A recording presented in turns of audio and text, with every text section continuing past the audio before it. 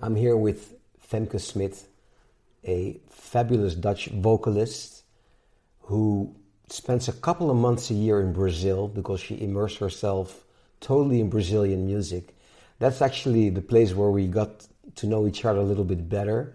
We kind of knew each other from the Dutch jazz scene, but in Brazil we really connected because I was there and you showed me all these amazing samba places, and we'll get to this later in this podcast. But first of all, I want to welcome you and thanks for coming to my house to talk. Thank you for having me. Yeah. Tell me, first of all, we have something very interesting in common, and that's that both our fathers were opera singers. Mm-hmm. So we both actually emerged from classical music and later became interested in other forms of music. How did it go with you? Well, I remember that when I was younger, in our house there was always music, but it was only classical music. My dad was quite strict in that, where he said that was the only real music. Yeah. Maybe you recognize that. Yes, very recognizable. Well, yeah. But I remember always being around music.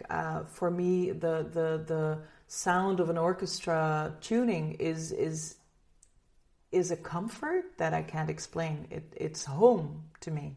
The smell of the dressing room in the Stopera is home.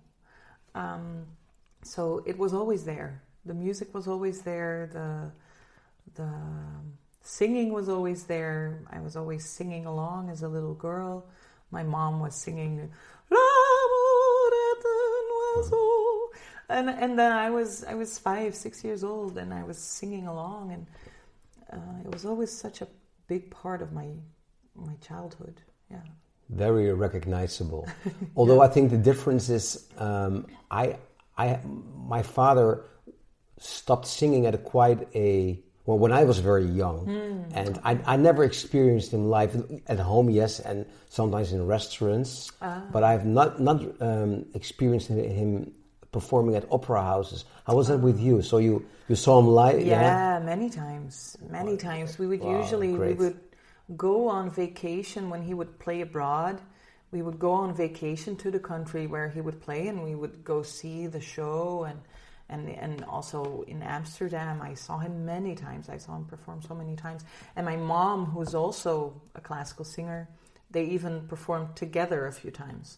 I remember Pélias et Mélisande by Debussy that they played together, and they once played Hans en Grietje, Hansel and Gretel. Yeah. There's an opera of Hansel and Gretel, and they played together in that. So for me, it was very much on stage that I saw them, and that I especially saw my father perform. Yeah. Wonderful. Yeah, amazing.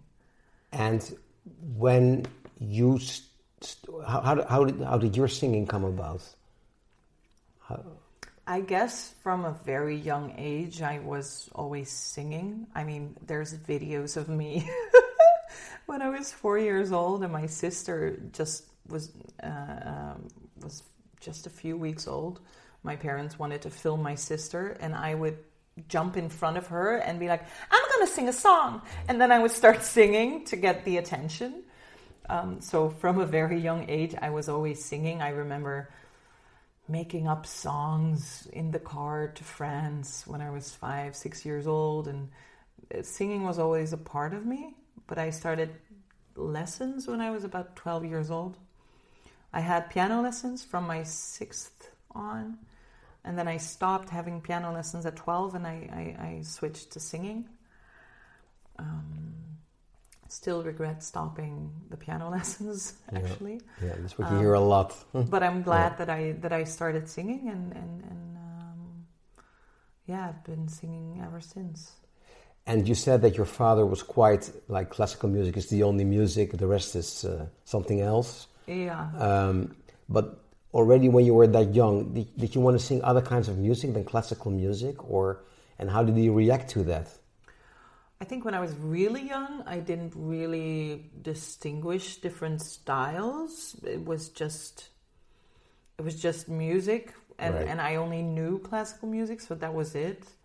But I do remember when I was like 10, 11 years old, I had a radio in my room and I would listen to pop music, and I would do that secretly.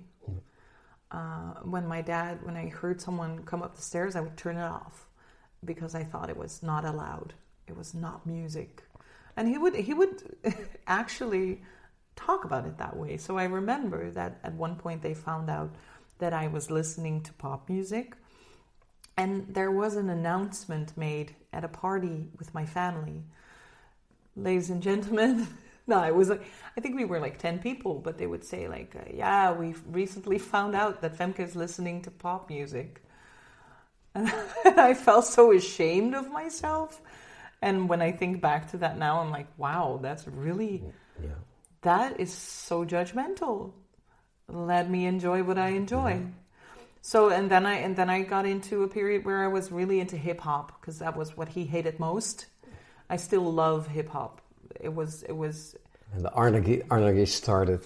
Yeah. But I think that was also to piss him off. Yeah. Yeah. Absolutely. And your dad, like our dads, they're gone for many years. But if your dad would see you in Brazil, like I have seen.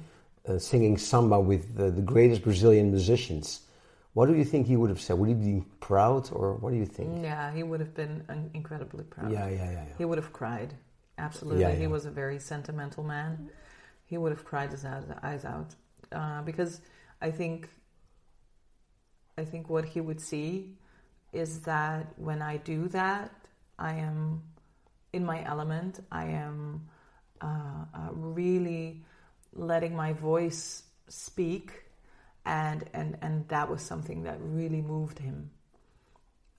So I'm sure he would be incredibly proud. It makes me sad sometimes that he has not witnessed that. Yeah, that he hasn't witnessed that. Yeah. That's also a feeling I recognize. Yeah, he's missing out, and I'm missing out on being able to share that musical experience with him, because we had a lot of differences and problems, but what we really shared was our shared love of music and the way we experienced music together. So I remember this is my last memory of him. The last time I saw him, he got a DVD of this Pelléas et Mélisande recording that I was present at when I went to see that when I was 6, and then when I was 23, he got a DVD of that performance. And I remember that we watched it together, and at exactly the same moments, and it was mostly in the harmony, that we would be like, oh, that's beautiful. And I recognized myself so much in him in that moment, that all of our differences didn't matter that much, because he gave me that. He gave me that passion and that hunger for music. And I'll be forever grateful for that experience. Yeah. That's beautiful. And also to, again, make the connection with Brazilian music, which is your big thing, so to speak. I mean, if you talk about Debussy and Ravel and all these beautiful impressionistic composers, the harmony is something which I think it's so... I think it resembles... There's a lot of connection with Brazilian music, right? Yeah, these absolutely. Harmonic movements. The surprises. Yeah, the harmonic exactly, surprises. Like, you think we're going to go there, but no. That's... Yeah. And that just... That's great, huh? Touches me. That just... Yeah. That gets to me every time. Yeah. Oh, that's wonderful. Yeah. And how did your love start? I mean, I'm making giant leaps here, but I know you graduated as a jazz singer at the conservatory in Amsterdam. Yeah. And how did the love for Brazilian music? How did it start? How did this? So the first memory that I have of Brazilian music is when I was 18. It was my mom's birthday, and I didn't know what to get her. So I went to it's this little shop called the Wereldwinkel, where they have things from all over the world. And I found a CD, a compilation CD of Brazilian music. It was called Brazilian Lounge. And I gave it to her, and we played it on her birthday. And I loved it so much that she never saw it again. I was in my room singing along phonetically to this music. I thought it was amazing. So that was 18 years old. Then fast forward to 2-3 years later, when I was 20, 21, I think I started the preliminary year when I was 20. When you study jazz, it's quite common to also sing some bossa nova. So I started with Água de Beber. And Água de Beber is a beautiful song, but the translation in English is not so brilliant, if I may say so. I agree. I was not a fan of the translation, so I decided I want to do it in Portuguese. And I remember that first time I was just mimicking the sounds, and I didn't understand a word of what I was singing in the beginning, but then I translated it, and I thought it was such a beautiful lyric in Portuguese. I just felt like something clicked. It worked. I understood what was happening. I understood that this was something I was supposed to be doing. So I remember I called José Koning. Yeah. Who back in the days was the teacher for the Brazilian semester at the conservatory. That was in the third year, but I was in my preliminary year, and I was like, she told me like, yeah, but if you wait until the third year, and I said, no, I don't want to wait. I want to start now. Yeah, why wait? Now is the moment. Why wait? Yeah. Let's go. But I remember being so nervous that first lesson. I had to go to Haarlem, Overveen, where she lives, and I was so nervous.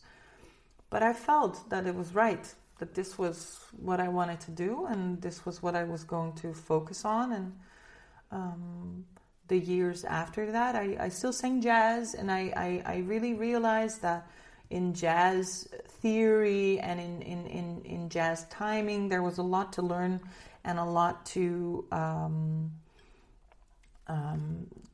how do you say that, mature my musicality. Yeah. But Brazilian music was really my focus from then on. I learned to speak Portuguese. I went to Brazil quite a few times. Yeah, when did you go for the first time? The first time was a study trip with José and a few other students and teachers. And I remember very vividly that we got to Rio, and I felt like I was a flower that was just starting to blossom there. I realized like, wow, this place suits me so well. Yeah.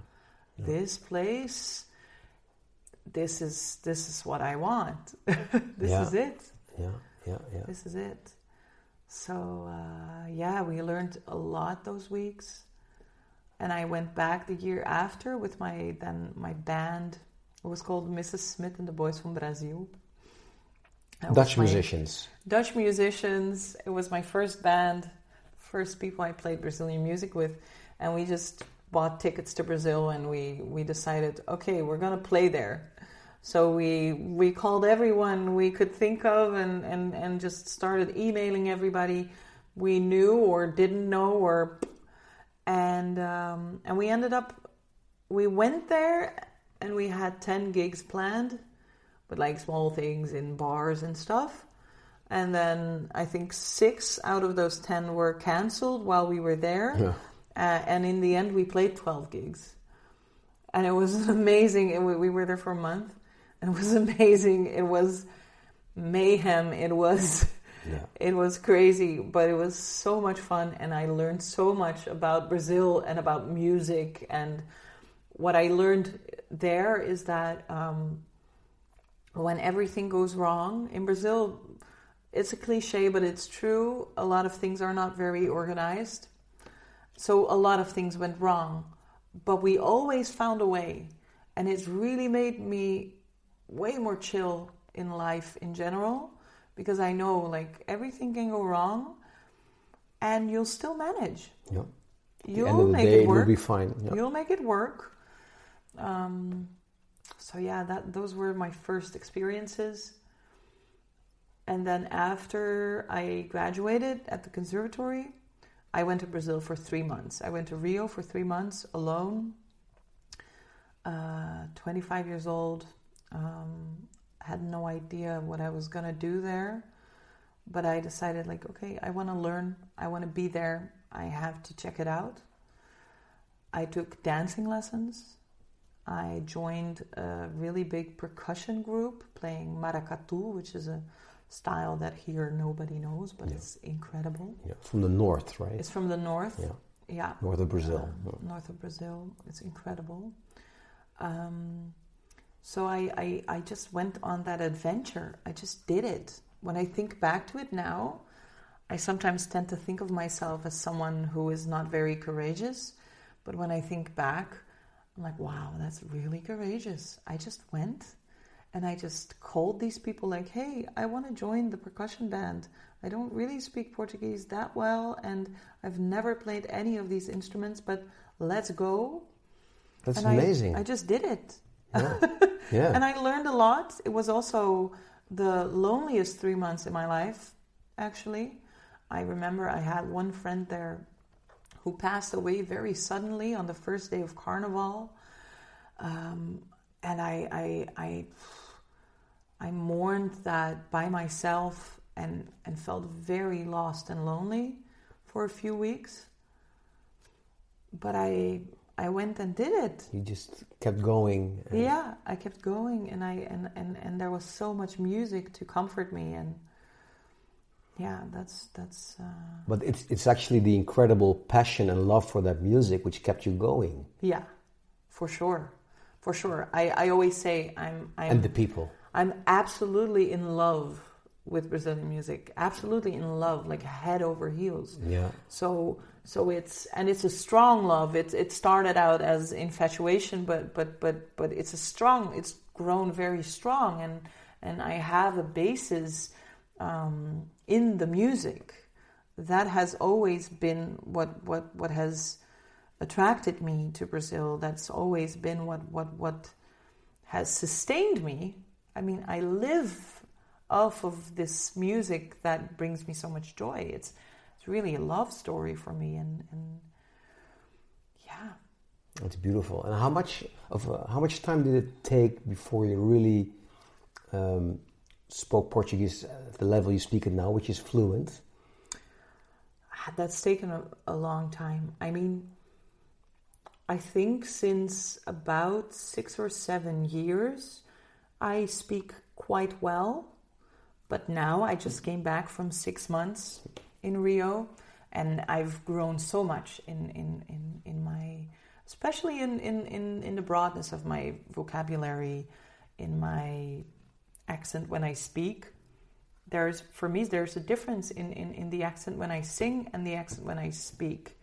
When I speak, you can hear that I'm not from there. When I sing, you can't. And I think that's because singing, you prepare and you know what's going to happen. When you speak, it's out of the blue. It's in the moment, and you can't always do everything perfectly. I also don't need to. I've always said that when I sing, I don't want my accent to distract from the music. The music is the most important thing. Yeah. And I don't want the fact that I'm not from there to distract from the music that I want to, the stories that I want to tell through the music. But of course, when I speak, that doesn't really matter to me. I mean, that you hear that you have a slightly yeah, Dutch of course. accent. I'm not from there. No. I will never pretend that I'm from there. Same now with our English. Yeah, I mean, it's obvious all right. We're not. As long as I know how to communicate. Yeah. That's the point. But when you sing, whatever style of Brazilian music, you are like, people cannot distinguish that you would be a foreigner. Yeah, usually, yeah. What an achievement. Yeah. That's powerful. Yeah. That's actually, yeah. that's amazing. Because that really blew my mind, and that's why I was so fascinated. So I was in Rio a couple of months ago. I was touring in Brazil, and so you happen to be there for that half year you spend there. Yeah. And like every day, you showed me all these incredible samba gatherings all over the city in Rio. Yeah. But not only that, whenever you would show up, the musicians were sitting there at the Roda, the Samba, and I want you to explain a little bit more about that later. But they sit around a table playing music, and whenever someone noticed you, they were like, "Hey, Femke, join us." I mean, you're in the heart of Brazilian music and world-class musicians. It's fantastic. Yeah. They know you. Everybody knows you there now. Yeah. It's. I feel like I've really. It's really something that I've constructed over the years. I always say I have never asked to sing in Brazil. I've never invited myself. I've always just showed up and been myself. Yeah. And when I tell people that I sing and they see that I'm not, that I take that very seriously, that I speak Portuguese, that I know my stuff, they usually ask me to sing. And when I've sung once, they usually ask me to sing again the next time. But I've never gone to an event with the idea, I need to sing and you have to let me. Because I don't feel that's my place. I am in awe of the musicians that I've been able to connect with musically there. There's also Rio de Sambas where I know that it's not my place to sing. Where they don't ask me to sing, and I know that it's not my place. Because I'm not there, or because it is such a pure expression of Black culture. Yeah. That it is not my place to partake in that. That I need to sit there and learn, or I need to stand there and sing along from the sidelines and learn, watch and observe and learn. And that's always been my objective, and that's always been the way that I enter a space where I talk about it as a spiritual practice, and it kind of is for me. I always enter a space with respect for the music and the musicians and the culture, and when I'm invited, I love to be part of it. But when I am an observer, I enjoy myself just as much, and it brings me so much knowledge to be on the sidelines and looking in. Thank you for listening. If you enjoy my podcast, then please subscribe, leave a rating and a review. Please visit my website, mikedelferro.com, where you also will find links to my other podcast, Self-Management for Musicians. You will also find links to my music and my socials. And of course, please share this podcast with anyone interested. Nothing beats the word of mouth. Thank you. Yeah. So there's no ego there. It's just love for music and whatever happens. Yeah. That's beautiful. Absolutely. Bless you. Absolutely. Yeah. Yeah, that's wonderful. Yeah. Because that's also something I noticed. We went to one of those, it was a huge gathering, a little bit outside the center of Rio, a little bit far away from downtown. And I think, this samba world, you can talk about it for hours, of course. Yeah. But what I noticed, there's a lot of hierarchy there. Yeah. They were like older people. Yeah. They had also had a kind of, they were wearing kind of collars. Oh, yeah. Samba do Trabalhador. Yes, that's the one. Yeah. Yeah, so absolutely. There's a hierarchy in the sense, it's not about who's better. It's about respecting the fact that people that have been here longer have a lot of experience that we can learn from. So when you go to a Rio de Samba, especially in the outside of the center, the periferia, how they call it, like the periphery. Yeah. You have the velha guarda, which means like the old guard. It means the elderly people that are part of samba schools, and they come with a group. They dress up in the colors of their school, and they are honored on stage because they have dedicated so much of their lives to samba and to the tradition.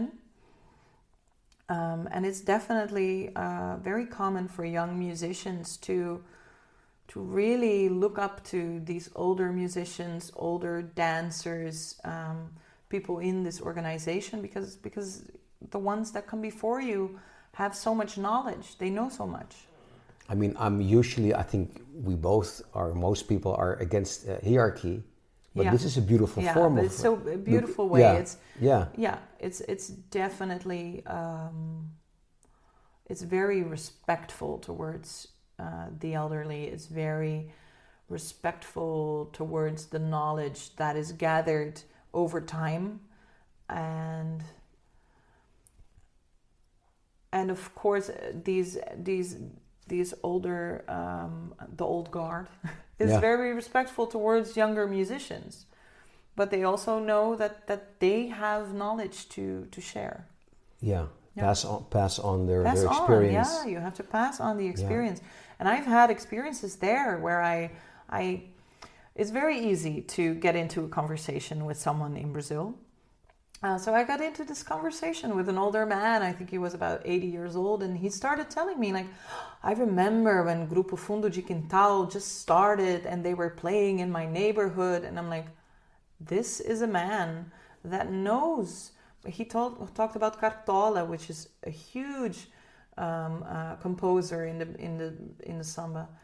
That he knew him. He went to see him play. Yeah. He ran into him at Roda de Sambas back in the days, and that is such that's such beautiful information to be able to receive, to be in the presence of someone who has such a deep understanding of what this music means to people, what it means to me. That's forever inspirational. It will always stay with me. Yeah, and it's important. I always listen to people who are more experienced than I am. Yeah. In whatever field, Absolutely. And that's all. I mean, I'm not that old, but I mean, I always tell young people, like, nothing beats experience. No. And if you don't listen to experienced people, you miss out on a lot of opportunities, and also could be a big time saver as well. Whether it's in music, whatever thing in life. Absolutely. Yeah. Oh, I've learned so much from older generations, just telling me about their experiences and telling me what they've seen, what they've experienced, and it's. Yeah, I think that's such a big part of being a musician, is being open to other musicians, which can be of all generations. I mean, I remember I was in Brasilia for a week to play, and I went to this roda de choro. Choro is another Brazilian music style. And there was this 13-year-old boy playing the bandolim, and playing incredibly. Yeah. So you can also be inspired by the younger generation. Oh yeah. Because I saw the hunger in his eyes, and I could feel that he was there with his dad, and his dad was a guitar player, and the joy of being able to play with your family, and so you can be inspired by all generations, but never because someone is older. Forget that they have so much to share with you and so much to show you. Yeah. And you mentioned about the samba schools, because that's maybe a nice thing, because most people who you know, Samba's like, oh yeah, it's a little bit Brazilian music and Brazilian stuff. We dance to it and all of that. But you know, it's a whole world on its own. And the Samba schools, they actually they're competitive, and at the carnival, it's like a contest. Yeah. Because most people see carnival in Brazil, you know, like everybody's having Only a great celebration. time. Yeah. But there is a serious competition behind it, right? Absolutely. It's a huge competition, and people live towards that all year long. It is for many people really their highlight of the year. Everyone has their own school that they root for. Brazilians are big into football, but you have your football team and you have your samba school. There are two religions. It's not like people will get into arguments over their samba schools, but you do have a samba school that you love most, and that you root for during the carnival. Absolutely. What happens is that every year there are a few songs that compete to be in the carnival for a certain school. These songs are played in a big event, usually like 5-6 months before the big parade in February. And then the people have to sing along with these songs, and the song that they feel brings out most in the audience is the song that wins. And then the song that wins is played at Carnival, and it's played in a row for about an hour. So the same song for about an hour. They repeat it and repeat it and repeat it, because the parade per school is an hour. And then in the school, in the parade, you have different sections. You have the baianas. Baianas are women that are from the north of Brazil, Bahia, and they have a certain type of traditional wear, traditional clothing. You have the velha guarda, which we talked about earlier. It's the old guard. They always have their own ala, you call it, like their own section. And then, of course, you have the huge, how do you call them? Carts? Yeah. Yeah. Praalwagens. Yeah. Yeah, there's like these vans. Yeah. Yeah. Huge. The pictures we know. I mean. Yeah, exactly. Yeah. And on that, they usually have, so they have a subject. Every school chooses their subject. So, for instance, last year there was one school that honored a certain composer, Arlindo Cruz. There was another school that honored the people from the northeast of Brazil. So it had to do with the northeastern culture. Sometimes they honored the Amazon or specific gods from the Afro-Brazilian religion. So they have these subjects, and they dress everyone and everything up around this subject. It's a beautiful experience. It's what really, a tradition, huh? It's incredible. It's a world. It's a world. It's really a world in itself. But the interesting thing is that outside of this carnival world, there is also the world of carnival in the favelas, which, yes, most samba schools come from the favela, but most people in the favela itself celebrate carnival there, and they have all different traditions that we know nothing about. I only just now found out that there's this whole culture around. It's called bate-bola. It's these huge kind of, they make suits out of feathers, and they hit the ground with a ball, and it's hard to explain, but Wow. but be aware that what you think you know about Brazilian culture is really only the tip of the iceberg, because I've been going there for 15 years now, and every time I'm there, I'm experiencing and discovering new worlds, new for me. They've been there Amazing. for many years, and these cultures are so strong. It is incredible, the depth of all of these musical styles, all of these cultural expressions. Wow. And yeah, could you live there permanently in Brazil? I tend to say that I'm in a toxic relationship with Rio, by which I want to express that it's the love is strong, the passion is very strong, but it's also hard on me. It's also hard on everybody there, actually. It's a harsh place to survive. It's a very harsh place to survive. The financial insecurity that people suffer there, the violence, it takes away a lot of the freedom that we have here in the Netherlands. Here I'm free to take a walk at night alone as a woman. You don't need to take a taxi. Yeah, and that is impossible there. Yeah. That is, or it's not impossible. Many people are forced to do it, but it's dangerous. Yeah. So for me, in terms of safety, I wouldn't want to live there. But also musically, I've seen that musicians really struggle to make ends meet. And I'm talking about the best musicians in the country are struggling to make ends meet.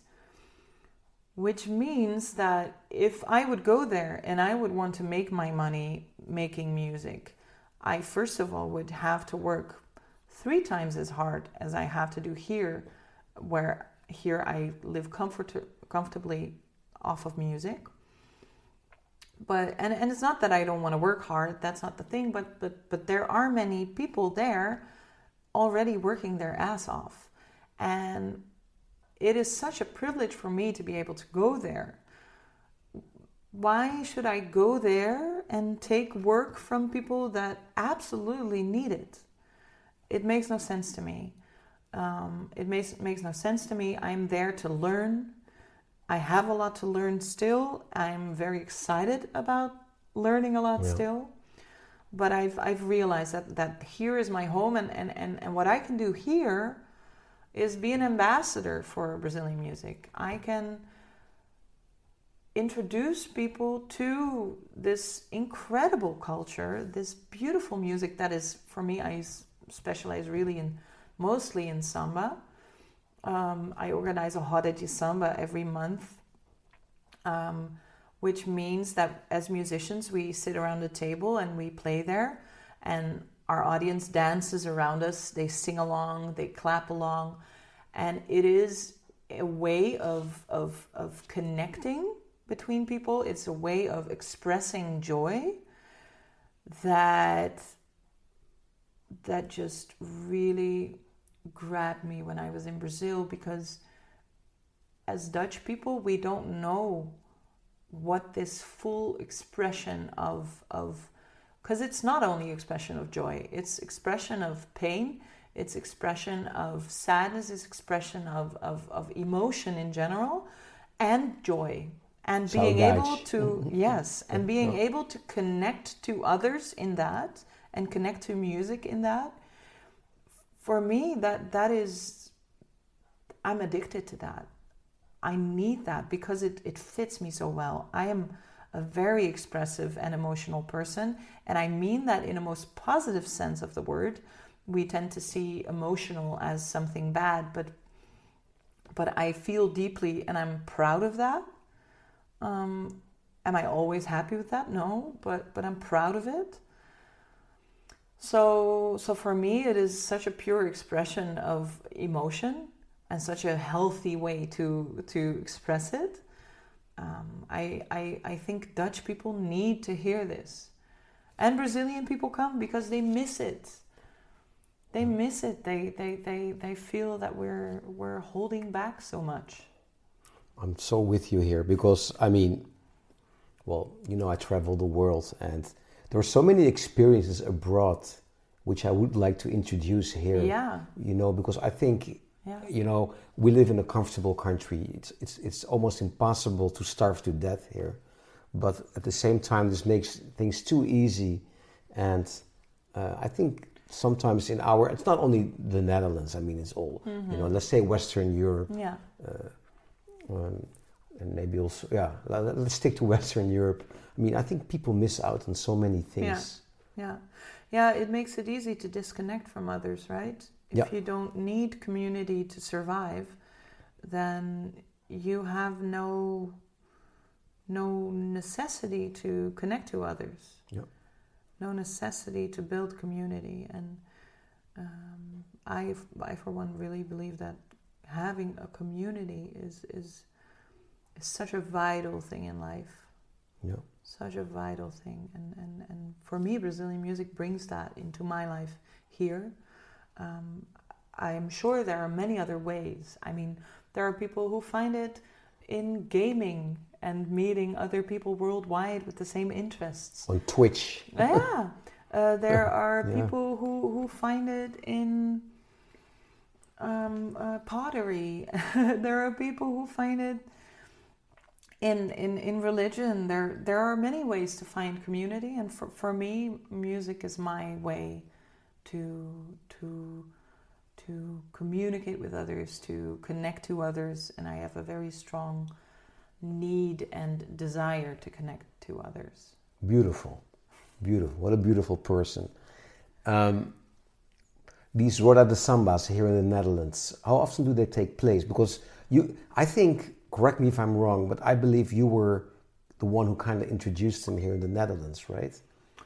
Well, no, I have to really credit the generation that came before me.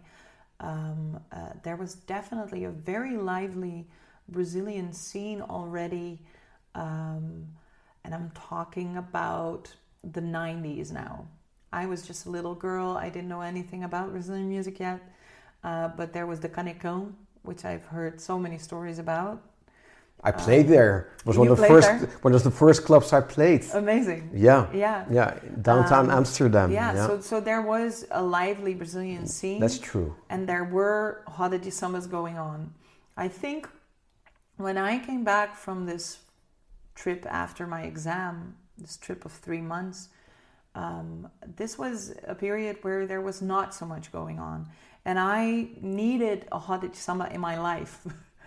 Because I felt that, okay, I can live in the Netherlands, that's fine, but I cannot live without a roda de samba.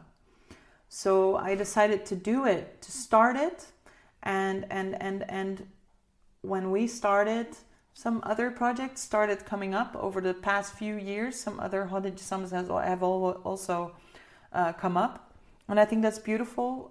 People sometimes talk about, it's competition. For me, yes, maybe in terms of we may have a little less public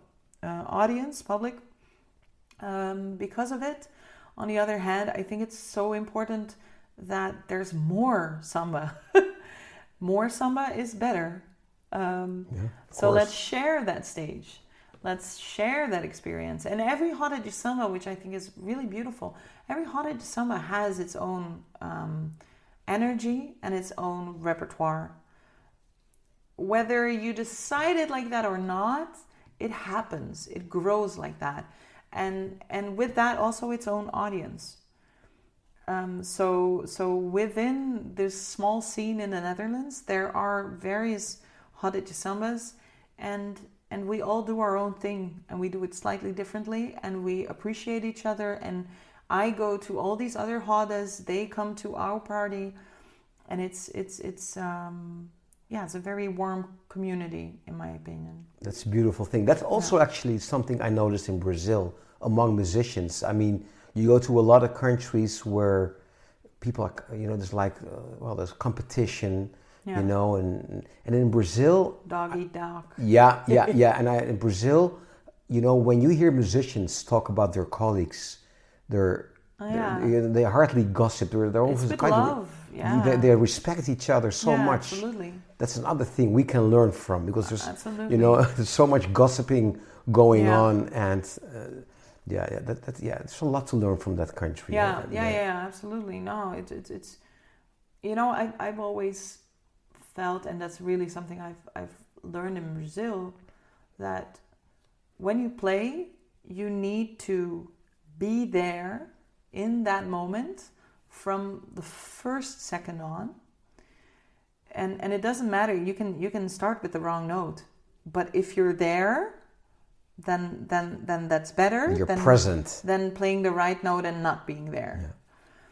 Yeah. So that's the first thing.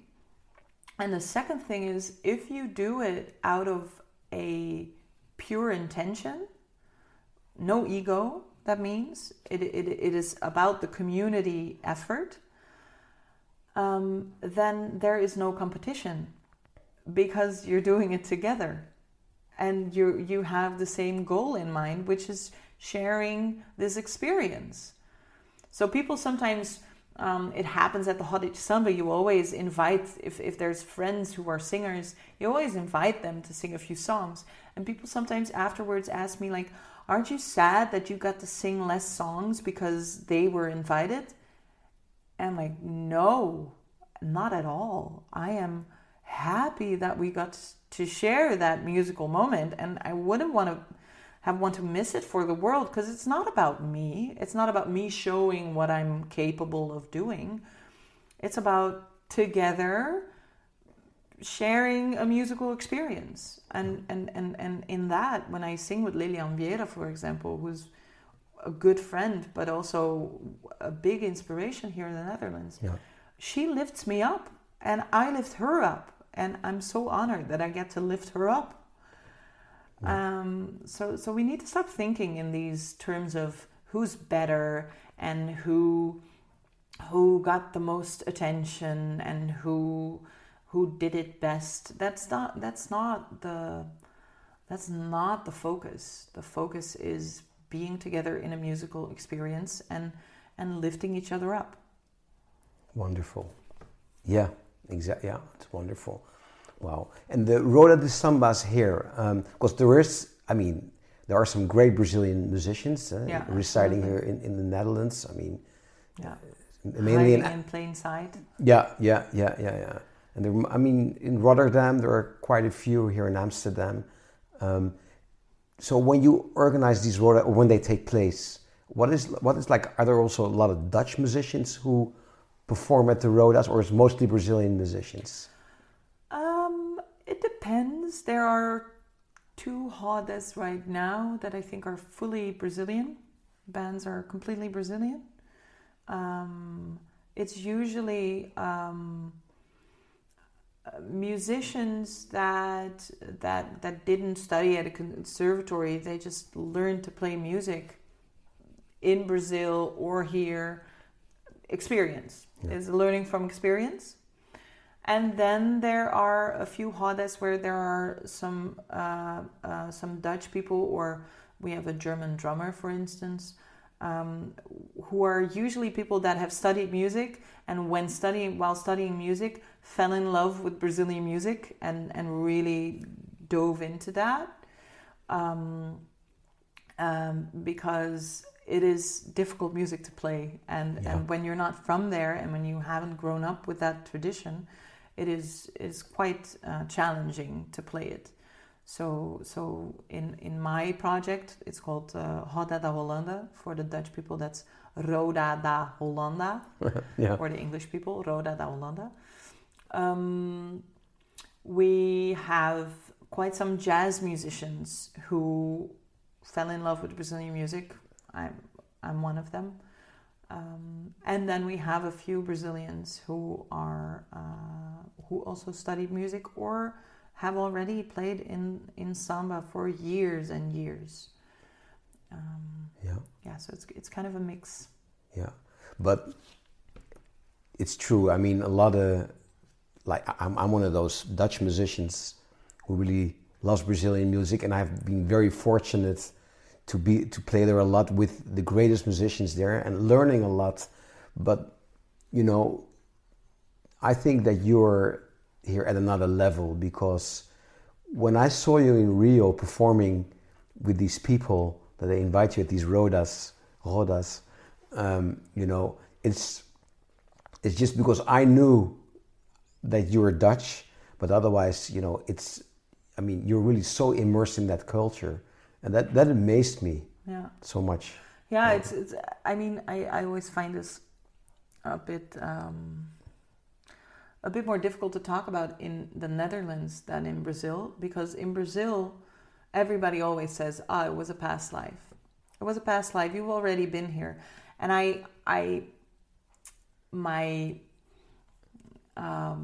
my Dutch side, which is very down to earth, can't really make sense of it.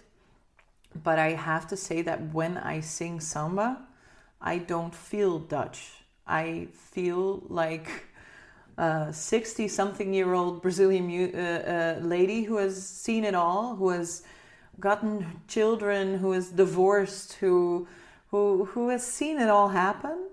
And I can't really explain that. It feels like it's older than me, and that's why it's not a persona.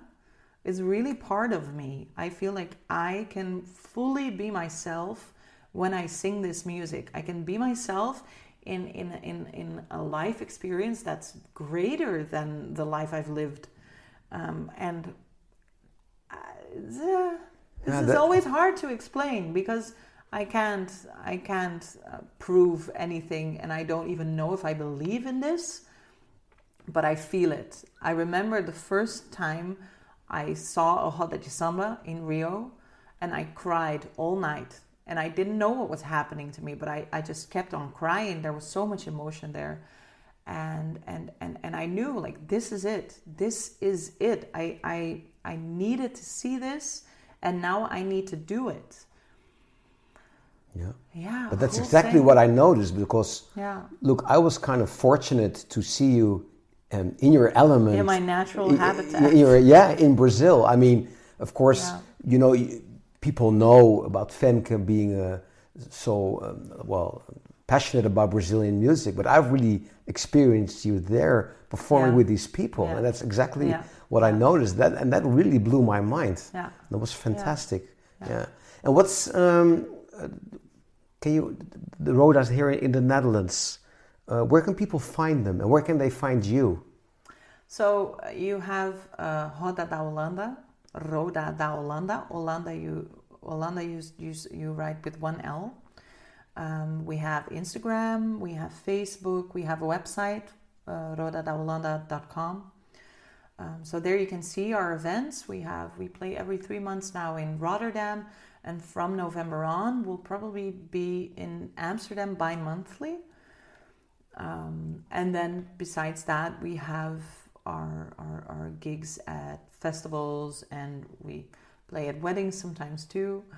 Especially Dutch and Brazilian weddings are really fun, because the Brazilians always sing along so passionately that the Dutch people also are, how do you say that, dragged into it, and it's incredible. But yeah, so we play quite a lot. We're gonna play quite a lot over the next year. Fantastic. And me, I'm a bit harder to find. I'm not very. We're gonna talk about that sometime. I'm not so good at promoting myself. I'm good at being part of another project, and really believing in that project. But to put myself in the forefront, I think it's a strength and a weakness, because I've never put myself in the forefront, and because of that, I think many musicians love to play with me, because I feel like it's a shared experience. The community comes back in. But I also feel that because I don't do that, not everybody knows what I do and all the different sides to me musically. And I think it has maybe made my work a bit harder sometimes, or it has made that I'm not invited to tables that I maybe should be on. So I'm going to work on that. But anyway, my Instagram is Super Femko. Super Femko. Yeah, Femko, Super Femko. and there you can find a lot of the music that I make and upcoming gigs. Wonderful. Yeah, you know, it's like, I mean, I have this podcast, the other podcast, Self-Management for Musicians, because I'm kind of good at music business. And I want to stress I'm more a pianist than a businessman. But Absolutely. I happen to, No, but I think you find a beautiful balance in that. It really inspires me what you do, because you are definitely foremost a pianist. Yeah. But your business side makes sure that you can be a pianist all over the world, and that you can discover, and that you can be inspired, and that you can learn. And one of the things that really stuck with me when we met in Rio and when I saw your concert, which was a beautiful concert, is that afterwards you said at one point, like, yeah, there was this one point where the bass player and the drummer, they did something, and I didn't really understand rhythmically what was happening, but I recorded it, so I'm going to listen back to it and I'm going to check that out. And I was like, wow, what a beautiful way of being critical, of being able to criticize yourself, to also realize I'm on stage with these people, I deserve to be on stage with these people, but also really have this hunger to grow. I thought that was beautiful. So you really inspired me. Thank you. Yeah. Well, you know, after over 100 countries and performing with thousands of musicians and stuff like that, you know, I know nothing. You know, and that's actually what I wanted to say. Also, to conclude this wonderful conversation is, you know, because when you are also teaching about music business, of course, a lot of musicians come on your path who are all so concerned about their career. And in general, what I find a dilemma also is that on one hand, it's important to be out there and take care, you know, TBC, taking care of business. On the other hand, what sometimes really bothers me, also speaking about myself, you know, that so many musicians are so self-absorbed. It's also, actually, it's kind of sometimes an egocentric thing, you know, and it's also a way to survive. You know, there are many, but that's what it is. And what I really appreciate so much with you is that I don't sense nothing whatsoever of any ego. That really touches me, actually. I have an ego. I have insecurities. Of course. I have had a lot of anxiety around failure. But I think because of that, I've had to learn that I at one point realized that my insecurities in making music do not have any place on stage, because the music is the main character. Yeah. And I love music, and I need to respect and love music enough to leave myself out of the equation at that point. It's not about me. It's about the experience that I can have together with others in the music. And that, taking that away, taking myself out of that equation, it gives me some peace, because when I'm in the equation, I'm absolutely very insecure. Yeah. And I don't want that to cloud my musical message. Beautiful. Yeah, beautiful. Thank you so much for this wonderful conversation. Yeah, and again, I'll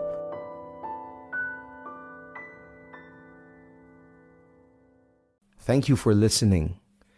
If you enjoy my podcast, then please subscribe, leave a rating and a review. Please visit my website, mikedelferro.com, where you also will find links to my other podcast, Self-Management for Musicians. You will also find links to my music and my socials. And of course, please share this podcast with anyone interested. Nothing beats the word of mouth. Thank you.